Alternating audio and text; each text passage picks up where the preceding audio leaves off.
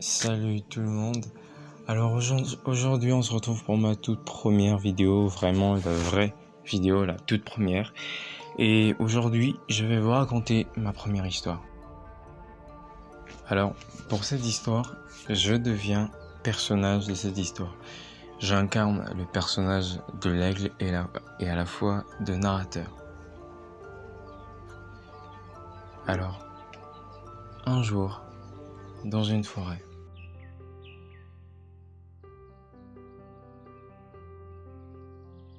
et dans cette forêt, au milieu de cette forêt, il y a une maison. Cette maison, c'est la maison d'un chasseur. Ce chasseur, aussi banal que tous les autres, mais lui vivant dans la forêt. Et ce qui va nous intéresser ici, c'est ce que va faire ce chasseur. Alors un jour, en plein jour, le chasseur, allant chasser, évidemment sans son chien, va dans cette forêt, se disant, bon, aujourd'hui je vais attraper du gibier, je vais obtenir et trouver mon gibier et je vais aller manger. Marchant dans la forêt en plein jour, en pleine zénith, le soleil flamboyant, il aperçoit sur le sommet d'un arbre un nid. Je sais que ça vous paraît pas forcément très évident. Il est là, il regarde et il lève la tête et comme par hasard il y a un nid. Mais à ce moment-là, il y avait bel et bien un nid. Alors, le chasseur, se disant, eh bien, quel nid est-ce que ça peut être? Quel animal peut bien se loger dans ce lit? Se dit donc, je vais monter et je vais regarder et tiens, pourquoi pas, je vais me faire des omelettes si je trouve avec un peu de la chance des œufs. Qu'est-ce qu'il va faire le chasseur? Le chasseur repart et retourne dans son cabanon, sa maison, prend de la corde, de quoi monter et se hisser sur l'arbre. Il y va. En revenant sur le chemin, ne croise absolument rien, je vous rassure, et va réussir finalement à grimper sur l'arbre et à voir et à trouver 3 œufs. Détail tout à fait anodin, pas vraiment d'importance pour celui-ci, mais il va non pas prendre les 3 œufs, mais ne va en prendre qu'un seul. Descendant du nid, avec dans sa poche un œuf, va observer et entendre de loin le cri d'un aigle. À ce moment-là, il a encore l'œuf dans sa main. L'œuf, sous le soleil éclatant, il y a un signe de vie dans cet œuf. Pour le moment, il ne le sait pas encore. Et le cri de l'aigle retentit, si bien que l'on pourrait bien croire que l'œuf a gigoté juste à cause du cri de cet aigle. Le chasseur, bien surpris et étonné de voir un aigle s'approcher de lui, se dit « je vais rapidement descendre parce que sinon je risque peut-être les ennuis avec cet aigle. » Il descend rapidement, réussit et retourne chez lui. En retournant chez lui, il se dit « Tiens, pourquoi pas me faire une belle omelette avec ça, avec cet œuf ?»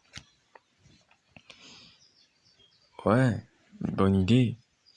Une partie de sa conscience lui dit « Oui, effectivement, c'est une bonne idée. » Et une autre lui dit « Tiens, ma curiosité me force à vouloir garder cet œuf. Peut-être qu'une fois cet oiseau plus grand, je pourrais le manger et j'aurai encore plus de viande. » Alors il va prendre cet œuf, il va descendre dans sa ferme, détail que je n'avais absolument pas souligné, mais effectivement oui, il a une ferme, un petit poulailler, pas énorme. Vous imaginez bien que dans une forêt, il n'y a pas énormément d'espace qu'il aura à exploiter tout seul, ce chasseur. Et il y avait une poule qui couvait des œufs à ce moment-là. Alors il va prendre cet œuf, va le placer dans ce nid et va attendre. À partir de ce moment-là, le chasseur n'est plus vraiment acteur dans l'histoire. C'est ainsi que mon histoire commence. Moi, petit éclan, qui ne le sait pas. Un jour, je nais. Je brise ma coquille et je retrouve ma mère poule. Je suis heureux parce que au-dessus de moi, il y a un duvet chaud qui me réchauffe. Mais je suis aussi très surpris en regardant mes frères. Mais je n'y porte pas réellement d'attention. Alors, un jour passe. Notre mère poule nous amène dehors manger. Et je remarque quelque chose. Que mes frères poussins font des bruits assez étranges que je n'arrive pas à imiter. Pas réellement, mais j'essaye tout de même. Je n'y arrive toujours pas. Des jours et des jours passent encore. Et toujours en essayant de faire ces bruits, je n'y arrive toujours pas. Mais je n'y porte pas réellement attention. Puis, le temps passe. Moi et mes frères, nous allons grandir. Mes frères, mes sœurs, mes frères chantant Cocorico, et moi je n'y arrivais pas. Et une différence commençait à se créer parmi nous, autour de nous, parce que mon plumage n'était pas comme celui des autres. Notre mère nous considérait toujours tous de la même manière, mais je me sentais réellement différent. Un jour, au-dessus de la clôture qui nous sépare de la forêt, il y a un oiseau qui passe. Cet oiseau passe tout simplement sans faire de bruit et mes frères et mes sœurs, ainsi que ma mère, partent se cacher. Pour le coup, je ne comprends pas la raison pour laquelle ils vont se cacher et ma mère poule m'appelle et je suis obligé d'y aller. Ce fut le premier jour que cet oiseau passa au-dessus de notre clôture. Le deuxième jour, il n'y eut pas grand-chose, mais encore une fois, cet oiseau passa au-dessus de notre clôture, mais cette fois-ci, non pas accompagné d'un seul autre oiseau, mais de deux autres oiseaux. Ce jour-là, je fus surpris. Je fus étonnamment surpris de voir à quel point cet oiseau pouvait voler si bien et si haut, tandis que nous, poulets, ne pouvions pas réellement voler haut. Alors, le troisième jour, alors que cet oiseau passa encore une fois, mais cette fois-ci, ces oiseaux ne firent pas que passer. Le plus grand d'entre eux émit un cri. Et ce cri, je sus l'imiter. Je sus reproduire exactement le même cri. Et à ce moment-ci, ce grand oiseau.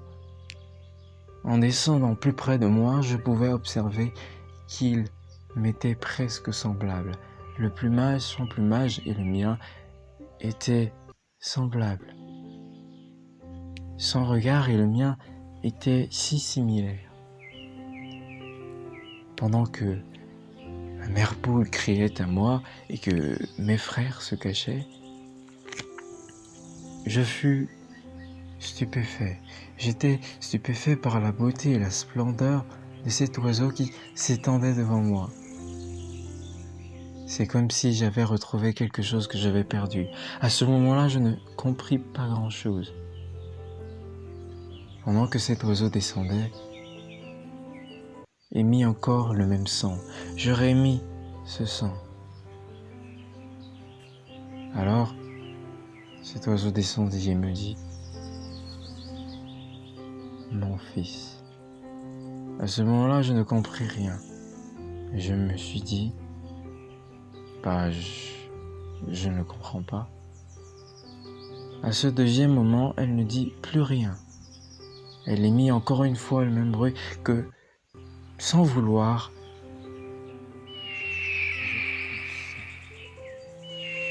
par moi-même. Alors à ce moment-là, je ne sais pas pourquoi, mais je déployais mes ailes. À ce moment-là, il y avait du vent. Alors je monte sur la clôture et j'étends mes ailes au vent. Je sens le vent qui passe à travers mes ailes. Pour la première fois, je sens le vent passer à travers mes ailes. Alors, je suis étonné et aussi réjoui de sentir cela. La mère aigle descendit. Je ne le savais pas encore, mais je savais voler. Elle descendit et me dit: viens et monte sur mon dos, je t'apprendrai à voler. Alors, de la clôture où j'étais, je ne réfléchis pas beaucoup et je saute sur son dos. Une fois sur son dos, elle m'amène plus haut et plus haut encore, sans que je ne comprenne rien. Elle me demande donc de descendre. Moi, ne voulant pas descendre, ne descendis pas. Alors, elle bascule pour me faire tomber.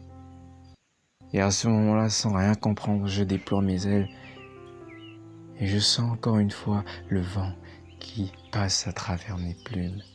Je me sens voler. Pour la première fois, je ressens cette impression de liberté. Je suis à ce moment-là un aigle, un vrai, pas un poulet, pas un oiseau, un aigle, un vrai.